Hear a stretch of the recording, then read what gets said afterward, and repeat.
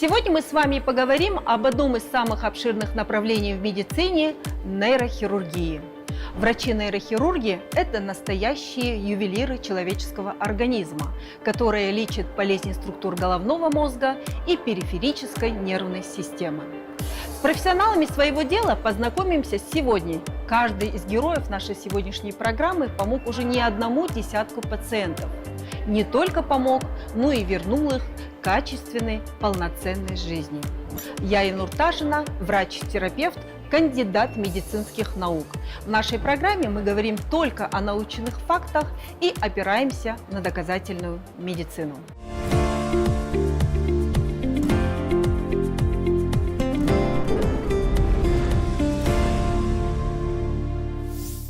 В отделении нейрохирургии Национального научного медицинского центра проводятся сложные операции с применением современных нейрохирургических аппаратов. Лечат высокие степени злокачественности при опухолях центральной нервной системы, сосудистых дефектах, патологических изменениях позвоночника. Медикам приходят на помощь высокоточные нейрохирургические аппараты. Казахстанские врачи успешно справляются с такими диагнозами, как аневризм сосудов головного мозга, закупорка и стеноз сосудов головного мозга и сосудов шеи. Лечат опухоли и невралгию, занимаются грыжами межпозвоночного диска.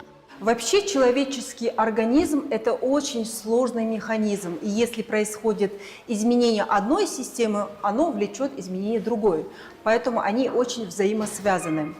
Если говорить о нашем головном мозге, наш головной мозг питается за счет шейных внутренних сонных артерий 70-75% и 25-30% питается за счет двух позвоночных артерий.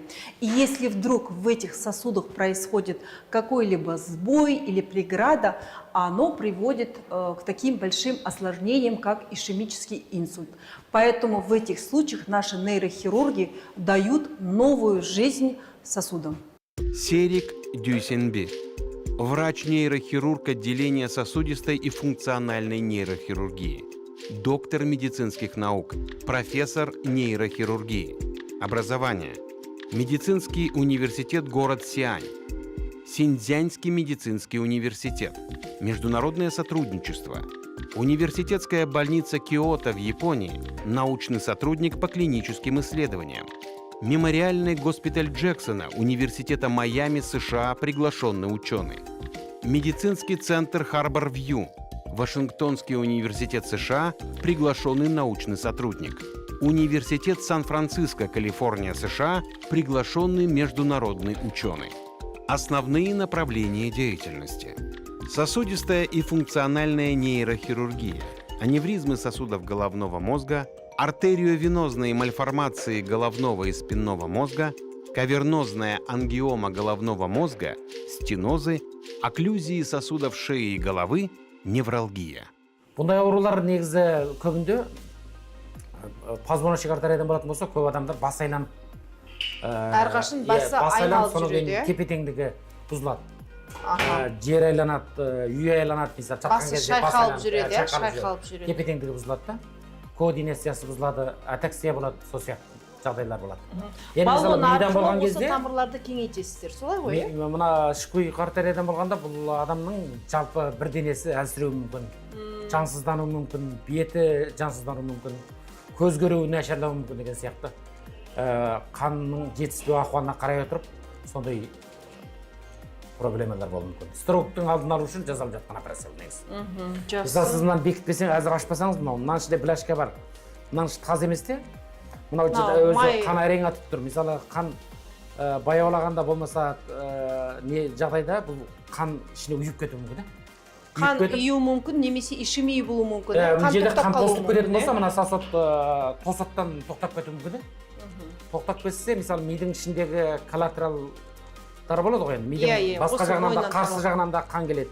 Ол коллатералдары жақсы қалыптаспаған болатын болса, мына сосуд бекітіп кететін болса, мидың алдыңғы 3-2 бөлігіне қан жетіспейтін ахуал туындайды. Когда происходит ишемия, как доктор объясняет о том, что вот видите, происходит такое вот сужение сосудов, пациент чаще всего жалуется на головную боль, слабость, шаткость походки, головокружение. И вот эти симптомы дают такие признаки, и наши нейрохирурги в этом помогают. Они с помощью такой методики дают возможность открыть, расширить стенки сосудов головного мозга, тем самым улучшить кровоток в головном мозге. Көбінде бізде науқастар жүрек қан тамырларының, көбінде жүректің үштен көп қан тамырларының бекітілуімен келеді. Сонан олар операция, кардиохирургияда операция жасаудың алдында оларға скрининг жасайды ғой. Мысалы операция кезінде олар жүректі тоқтатады. Сол кезде миға қан жетіспей қала ма деп, мидың қан тамырын көргенде байқалған бұл аурулар. Сол үшін burada күрделі ауруларға жатады да. Мысалы сіз мынаны байқамай осы бетінде қойып операция жасасаңыз, онда операция кезінде олар давлениені төмен түсіреді ғой, кей кезде 60-қа дейін түсіреді олар давлениені. Сол кезде ол тромбоз пайда болады да, адамда ишкемический инсульт болып кетеді. Съемочная группа нашей программы находится в операционной. У нас есть уникальная возможность увидеть все своими глазами. Стеноз правой внутренней сонной артерии – это патологическое сужение стенок артерий, отвечающей за кровоснабжение мозга, ведущее к ишемии мозга и инсульту, особенно в таких случаях, когда провоцирует окклюзию, то есть закрытие артерий. В таких случаях происходит стентирование. Это вмешательство, благодаря которому восстанавливается кровоснабжение головного мозга. Стентирование выполняется для лечения, предотвращения и профилактики инсульта. Серік, айтыңызшы, осы ішкі ұйқы артериясының стенті, мысалы баллонная ангиопластика деп айтамыз ғой, жалпы науқастардың инсульт ауруынан алдын алу нәтижесі болып табылады, солай ғой? Дұрыс.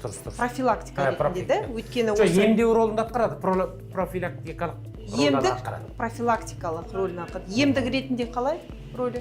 Емдік ретінде мысалы миына әлдеқашан инсульт болған аурулар кетіреді. Бляшка немесе қанның не болмаса қан жетіспей тұрған науқастар болатын болса, мынаны жасағаннан кейін миының қан айнасы жақсарады. Жақсарады. Ол емдік тәсіл ретінде. Ал профилактика ретінде инсультке алдын алу шаралары болып табылады. Алдын алу шаралары болып табылады да бұл. Өйткені сосуд орнына келіп диаметрі тарайған жері үлкейгеннен кейін ол инсульт болудың несі, және де инсульт болудың қауіп-қатері төмендейді. Жалпы бұндай науқастардың шағымы енді бас ауырады, бас айналады, оны жалпы скрининг келген кезде ғана анықталатын жағдай ғой, бұлай өзара бір ерекше тексеріске келмейді ғой бұл науқастар, е? Бұл енді сол жаңа көптеген жағдайда, мысалы көбі сондай ауру бейнесі болғанда бас айналады, денесі әлсірейді, көзі... Оны қалай анықтаймыз осы операцияның алдында? Қалай оны білеміз? Операцияның алдында ең оңай тәсіл УЗИ-мен. УЗИ, е? Сосудтың УЗИ арқылы көреміз, тарылған жерін, сосын осы... Бляшка бар ма жоқ па, УЗИ-мен қарау керек та. УЗИ-мен қарау ол бірінші скрининг жасаудың ең оңай тәсілі. Бұл операция ғой, е? Бір операция. Ұзақтығы қанша? Бұл операция мөлшерімен 1 сағат мөлшер. 1 сағаттай өтуге. Науқас ертеңнен тұрып кете ме, немесе бірнеше күн жату керек па? Ертең тұрып кетеді. Өйткені бұны көбінде біз әзір қолдан да жасауға болады, бірақ біз көбінде аяқтан жасаймыз да бұны. Аяқтан мына феморал артериясынан жасаймыз. Оны енді аяқты бүгуге болмайды. 24 сағатқа дейін керуеттен түсуге болмайды.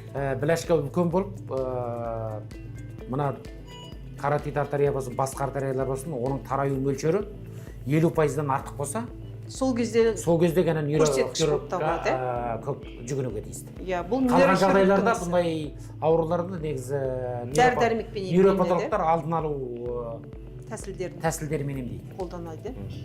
Біз енді операцияға келетін науқастар көбінде сондай. Доктор объясняет то, что это является очень хорошим методом лечения, профилактики. Тынысты көрсетпей жатыр. Мына кісі міне бұрын біз бұл кісіде ең алғашта бұл мойынның артериясын тараюмен келгенде, тараюмен бляшкасын неден анықтаған, УЗИ-ден. Содан кейін біз ангиографияға жасау барысында бұл кісіге нақ келіп ангиография жасадық қой, бұған стент қою үшін. Жасау барысында біз аневризма байқадық бұл кісінің миынан. Бірақ сіз мынаны аневризма деген мынандай нәрсе көрдіңіз бе мына? Қан тамырдың қабырғасының қалталануы деп отырмыз әзір. Қалташықтың пайда болуы. Мына сәкеулер қапшықты аневризма дейді. Қалталанған болса, мынау оңай жарылып кетеді. Мысалы сіз каротидта мынандай аневризма тұрса, мына астыңғы жағы тарайып тұрса, оны ашып жіберетін болсаңыз, қан көбейген кезде мынау жарылып кетуі мүмкін да. Сол үшін біз бірінші этапта бұл кісіге алдымен миына аневризмасын клиппен жаптық.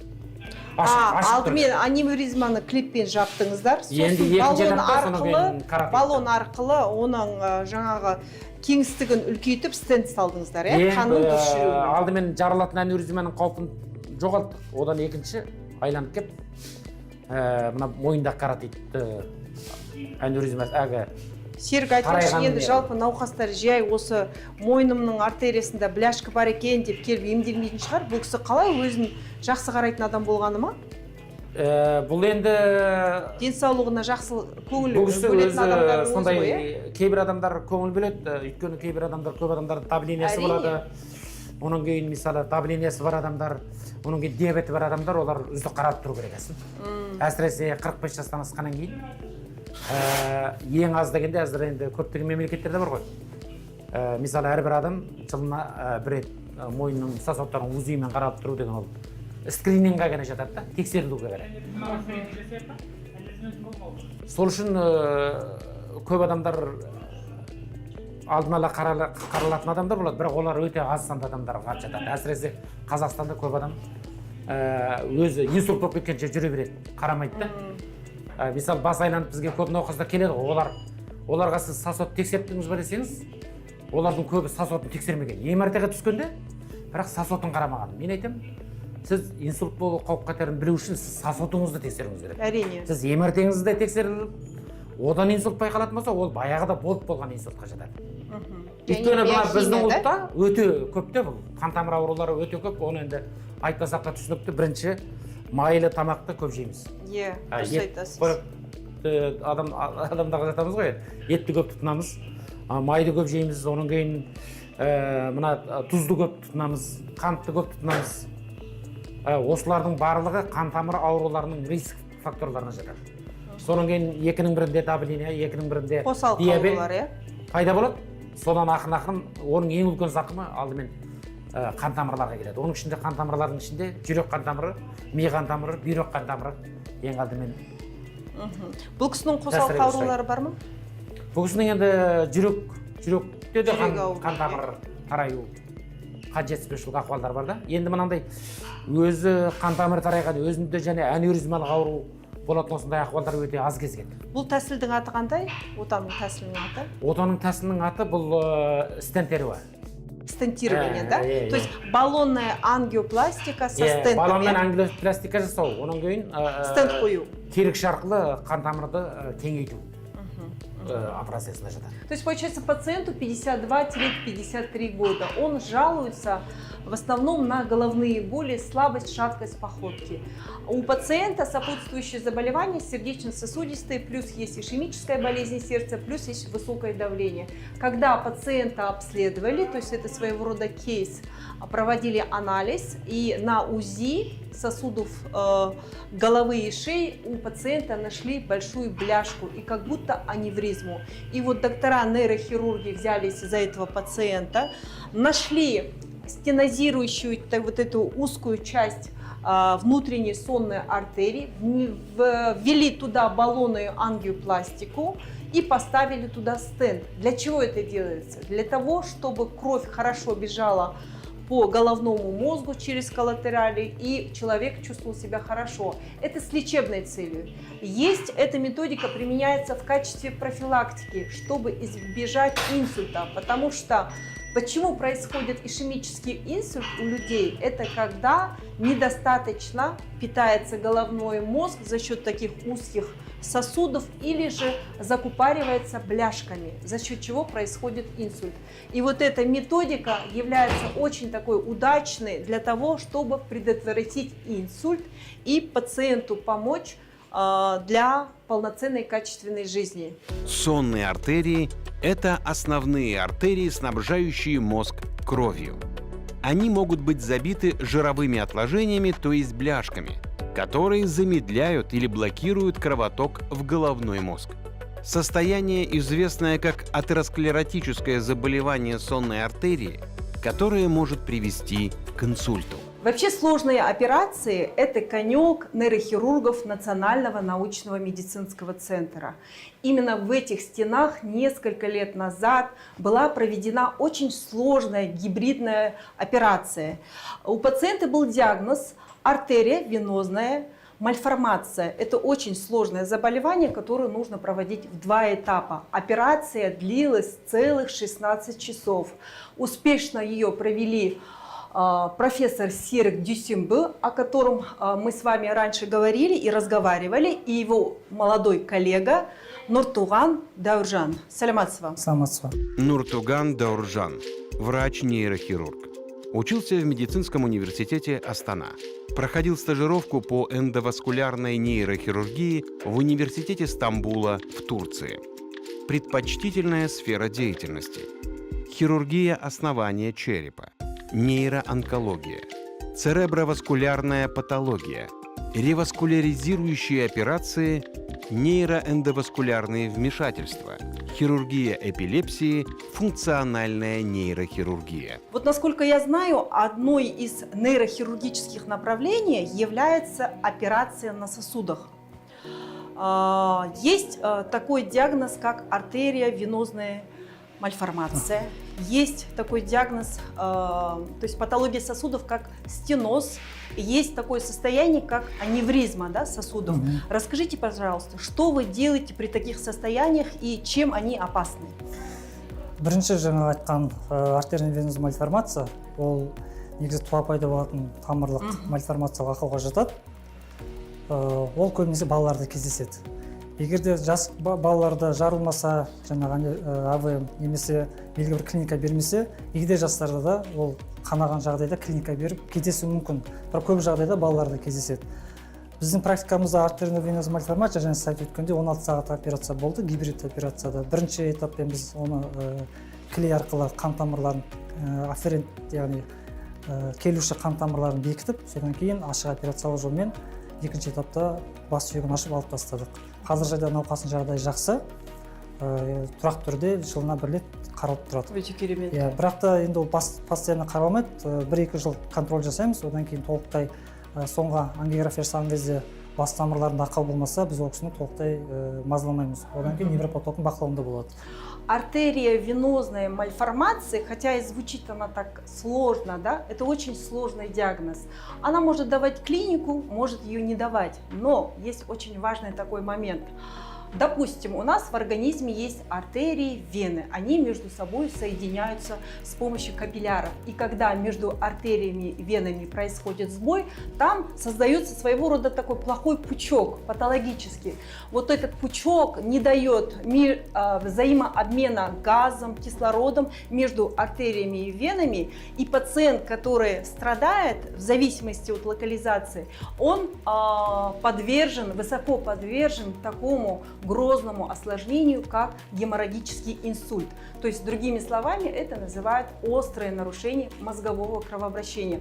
Поэтому артерия венозная мальформация очень сложный диагноз, о котором Дауржан, коллега, разговаривает и рассказывает. Вот его локализация, он может быть в голове, да, различные сол жарит. Артерия венозная мальформация, жаңа айтқандай, ол артерия венаның тікелей қосылып, ретсіз шоғыр түзіп, көлемді бір түзіліске айналуы. Оның негізі көп жағдайда, 55% жағдайда клиникасы қанап, яғни миға қан құйылған геморрагия инсульт кезінде беріліп жатады, то есть белгіленіп жатады. Артынан ғана белгіленеді? 55% жағдайда қанағаннан кейін ғана адамдар басында сондай түзілісі бар екенін біледі. Ал қалған жағдайда көбінесе жаңа орналасқан орнына байланысты, мысалы сөйлеу орталығы, көру орталығы, немесе жаңа науқастарда кей кезде судорога болады, тынысу. Сол жағдайларда клиникамен анықталып жатады. Бұл диагнозды МРТ арқылы көреді? Бұл диагнозды МРТ ангиорежим немесе МРТ басымен МРТ арқылы көреді. Сонда бұл жағдайда сіздер клей құясыздар ғой, арасын ашып, қанмен вена мен артерияны жалғастырасыздар. Артерия венозная мальформацияны емдеудің 3 жолы бар. Оның ең бірінші емдеу жолы ол тамыр ішімен эндоваскуляр арқылы біз 100% тамыр артерия венозная мальформацияға келіп тұрған афферент деген болады, кетуші эфферент болады. Яғни афферент олар артериялық тамырлар, ол қоректенуші тамыры. Соны анықтаймыз, қай тамырдан қай жерден келіп тұр. Одан кейін веналық тамыр болады, оны әкетуші. сол шоғырды анықтап болғаннан кейін біз шешеміз мына кісіге 2 этап керек па жоқ әлде 1 этаппен толықтай клеймен құйып жаңағы толықтай артерия венозный мальформацияны жауып тастауға бола ма жоқ па шешеміз. Кей жағдайда күрделі болған кезде толықтай немесе эмболия жасай алмасақ және клейлеп жаба алмасақ, екінші этапта біз кесіп, яғни бас сүйегін ашып алып тастаймыз. Еще такое третье сложное состояние – это стеноз сосудов. Стеноз, если говорить простыми словами, это, скажем так, сужение сосудов, да? Сужение сосудов. Что вы делаете в данном случае? Көп жағдайда да, бұл жағдайда біз эндоваскуляр жолмен нақты тамырдың стеноз болған аймақтың процентін есептейміз. Халықаралық статистика бойынша жаңа NASS деген классификация бар. Сол кезде біз 75-70%, яғни клиника болмаса 70-тен 75% жоғары болса, науқастың тамырын ашамыз. Ал науқасы клиника болса, мысалы анамнезінде тия болған болса, немесе қол аяқ ұйитын болса, қатты бас айналып құлақта шум болатын жағдайлар болатын болса, ол кезде 50%-тан жоғары біз уже стенд қойып тамырды ашамыз. Одан тысқары кейбір жағдайда науқастың бір жақ тамыры жабылып қалған болады, бір жақ тамырында 50% стеноз болуы мүмкін. Ол жағдайда біз жаңағы миды құтқару үшін ол тамырды ашамыз стенд қойып. Жалпы стеноз деген бұл тақырып өте кең ауқымды тақырып, себебі бұл көп жағдайда 45-50 жастан асқан адамдарда кездеседі. Себебі тамырдың құрамындағы жаңағы артерия түйінді бляшкалардың түзілуі ол егде жастарда басталады көбінесе. Себебі ол диабеттен де болады. Ол холестерині бай адам, қан құрамында холестеринге жоғары адамдарда кездеседі. Сол себепті ол адамдар қартайған шақта тамырдың қабырғасы жаңағы тарылып клиника беру мүмкін. Кей жағдайда инсультпен де түсіп жатады науқастар ишемиялық. Доктор объясняет то, что стеноз – это очень такое грозное состояние, когда он может осложниться ишемическим инсультом. Допустим, у нас есть головной мозг, и 70% питания крови к мозгу происходит через наши внутренние сонные артерии. Внутренние сонные артерии, они расположены у нас на шее с двух сторон. За счет чего? За счет его коллатерали происходит его кровоснабжение. И в 30% за счет двух позвоночных артерий. И когда происходит стеноз в этих позвоночных артериях, как говорил мой коллега Дауржан, стеноз – это есть сужение за счет этих бляшек, когда люди неправильно питаются, когда сужается этот просвет, приток достаточной крови не поступает к головному мозгу, происходит гипоксия и развивается ишемический инсульт.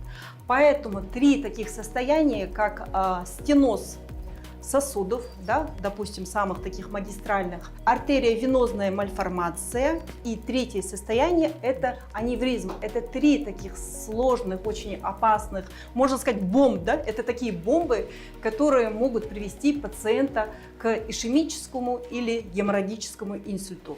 В списке операций, которые проводят в отделении нейрохирургии, закрытые аневризмы сосудов басмиклипсой, эндоваскулярное закрытие аневризмы сосудов головного мозга, удаление опухоли спинного мозга микрохирургическим путем, стентирование эндоваскулярным путем, сужение сосудов головы и шеи, микрососудистая декомпрессия тройничного нерва, удаление грыжи межпозвоночного диска микрохирургическим путем, дренирование хронической субдуральной гематомы, удаление эхинококковой кисты головного мозга микрохирургическим путем.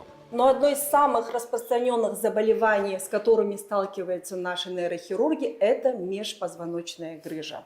Это очень актуальная проблема. На сегодняшний день каждый человек встречается с этой болезнью. Об этом мы поговорим с нашим коллегой, опытным нейрохирургом, который успешно справляется с этим заболеванием, Мейирханом Аманбековичем. Именно его я попросила развеять все слухи и домыслы в отношении этого заболевания. Мейирхан Аманбеков, врач-нейрохирург. Образование Казахский национальный медицинский университет имени Асфендиярова. Лечебное дело. Сфера деятельности. Патологии, черепно-мозговые травмы, травмы позвоночника, дегенеративные патологии позвоночника, геморрагические инсульты, нейроонкология. Мейирхан Аманбекович, у меня такой вопрос. Раньше были такие диагнозы, как радикулит, люмбоишалгия, грыжа, протрузия, спондилолистез. Это все патологии, которые встречаются у пациентов, патологии позвоночника, да, можно сказать. Да. Можете ли простыми словами разделить, что такое люмбоишалгия, что такое радикулит, когда у человека межпозвоночная грыжа, когда протрузия, что такое листез, чтобы люди понимали, когда у них появляются симптомы, немного хотя бы имели понимание, что у них подозревается. Ну, начнем с того, ишалгия, например. Ишалгия – это воспаление седалищного нерва. А радикулит – это воспаление корешка, нервного корешка. Но в основном это является последствием, в основном, грыж, межпозвоночных грыж. То есть они последствия? Они да? последствия. То есть они сама по себе, она редко является изолированным заболеванием, она в основном является последствием. Теперь следующий вопрос. Например, у меня есть наглядный слайд. Тут можно наглядно посмотреть, тут что начинается от нормальный диск, где вот нормальный диск, потом начинается дегенерация, то есть уже начинается разрушение, потом выпячивание, это и есть у нас протрузия. Затем уже грыжа образуется, это уже намного больше по размеру, чем... Он задевает нервный корешок, да? Потом вся беда в том, что здесь находятся нервные корешки, нервные структуры, она сдавливает именно вот нервные корешки, потому что здесь пространство оно ограничено, то есть там много пространств нет, за счет этого она сдавливает. И это в основном вызывает боль, иногда вызывает парезы. И кроме вот грыж, затем уже идут листезы, то, что вы говорите, и потом... Кроме листезов, это есть и нестабильность позвоночника развивается. То есть позвонки по отношению друг к другу, они не всегда стабильны. То есть время от времени за счет нагрузки она смещается. Например, один позвоночник стоит, позвонок на одном месте, потом, когда впоследствии нагрузки, она немножко вперед смещается. Но это из-за этого увеличивается давление нервных корешков, которые здесь находятся. То есть там пространства мало совсем. За счет этого и боли бывает. И, конечно, это наши пациенты, в основном мы им и оказываем помощь. Насколько я знаю, вот как доктор тоже могу подтвердить, симптомы поясничного отдела межпозвоночной грыжи чаще всего отдают в ноги, да? Это же важно, очень важно. Это очень важно, да. И в интернете на сегодняшний день очень много всяких доводов о том, что грыжа сама по себе может быть, дать себе высохнуть, или же там какие-то либо гимнастики, вытяжения могут помочь.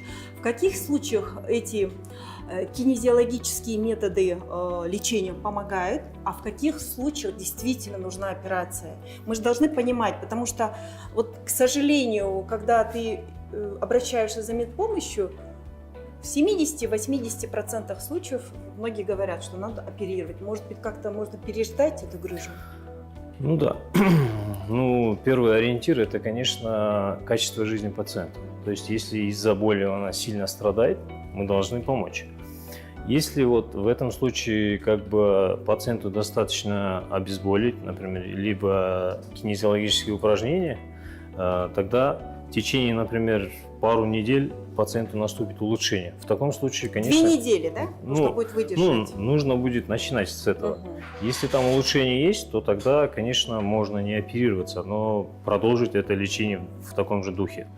Но в некоторых ситуациях есть в медицинском терминологии есть такое понятие абсолютное показание к хирургическому лечению. Это в любом случае нужно оперироваться. Например, первое – это нарушение тазовых функций. То есть грыжа настолько большая, она сдавливает нервы, и человека недержание, например, мочи или кала, например. В таких ситуациях нужно срочно оперироваться. И также плюс к нему обе ноги то есть порез обеих ног. И за счет этого слабость обеих ног, за счет этого человек не может... В литературе пишут свисающая стопа. То есть когда нижняя конечность свисает, это является абсолютным показанием к оперативному вмешательству. Это свисание стоп, она может быть как изолирована, то есть только один, то есть свисание стоп. Также она может сопровождаться тазовым нарушением. В обеих ситуациях нужно оперироваться. А также при сильных болях, когда человек не может терпеть эту боль, лучше оперироваться, конечно. На самом деле, очень много людей об этом докторе пишут, Он сам по себе скромный, но я слышала от пациентов об этом докторе, что у него действительно золотые руки. И мне очень важно ваше мнение. Как на сегодняшний день нейрохирурги справляются с этой проблемой, когда касается оперативного вмешательства? Оперативное лечение, например, это зависит от того, какой диагноз у человека. Если, например, у него грыжа, но кроме грыжи нету нестабильности, то в таком случае это микродискектомия. То есть под микроскопом убирается часть от грыжи, которая выступает, и таким образом создается комфортные условия для нерва и нервного корешка. И на этом операция заканчивается. Если там есть нестабильность или там листез, который сопровождается с нестабильностью, да, листез это вот позвонки, они немножко по отношению друг к другу они смещаются. В таких ситуациях это не только дискектомия, там сначала делается декомпрессия, то есть освобождаются все нервы, затем идут установление искусственного диска, то есть это кейдж называется. Есть на сегодняшний день. Да, диск это кейдж, да, вот их много это делается. достижение. Потом кейдж устанавливается, после кейджа она фиксируется, этот сегмент. Почему? Потому что в самом кейдже есть немножко вот такой продолговатой формы, внутри у него есть свободное пространство. Она заполняется аутокостью, то есть костью пациента. Для чего? Для того, чтобы вот этот два позвонка, которые пострадали из-за болезни, они могли в динамике связаться как один кость. Для этого, то есть как мостик. То есть в течение двух... Откуда берут эту кость? У самого пациента. То есть, как мы здесь видим, например, много костей задней поверхности, например. Когда мы освобождаем, этих костей мы убираем. Да. Этих костей мы убираем, и их мы собираем и для того, чтобы их потом заполнить, именно использовать с этой целью. Итак, срезюмируем. Профилактика межпозвоночного диска в первую очередь это активная жизнь, то есть нужно почаще двигаться. Второе – это постоянные регулярные гимнастические упражнения. Элементарно в домашних условиях это приседание или своего рода как отжимания, да? Или бассейн, да. Третье – это здоровый образ жизни. Естественно, если у вас есть возможность, ходите почаще в бассейн, плавайте. И четвертая, самая главная задача, она направлена на укрепление мышц спины. Это очень важно, потому что у нас на спине расположено очень много мышц. Они поверхностные, средние, глубокие. Они все покрывают наши позвоночники. И когда эти наши мышцы находятся в таком хорошем тонусе, двигается кровеносная система межпозвоночных отделов, соответственно, и пациенту будет, как говорится, он не будет думать о грыже. Помните, при диагнозе межпозвоночная грыжа лечиться нужно обязательно. Но важно, чтобы терапия проходила под наблюдением опытного врача в специализированном центре, а не у костоправа-самоучки. Если все делать правильно и соблюдать рекомендации врача, то болевой синдром быстро убирается и прекращаются дегенеративно-дистрофические изменения в позвоночнике. Нейрохирургия – это очень интересное и широкое направление медицины. Ее задача – лечение заболеваний и травм, связанных с нервной системой. Казахстанские врачи вполне успешно делают операции на головном и спинном мозге, позвоночнике и нервах. И мы сегодня в этом убедились. Лично я сегодня получила полное профессиональное удовольствие от работы наших нейрохирургов. Главное, о чем просят врачи, не доводить состояние до самых сложных случаев, когда лекарства или физиотерапии уже не могут помочь. Берегите себя и будьте здоровы!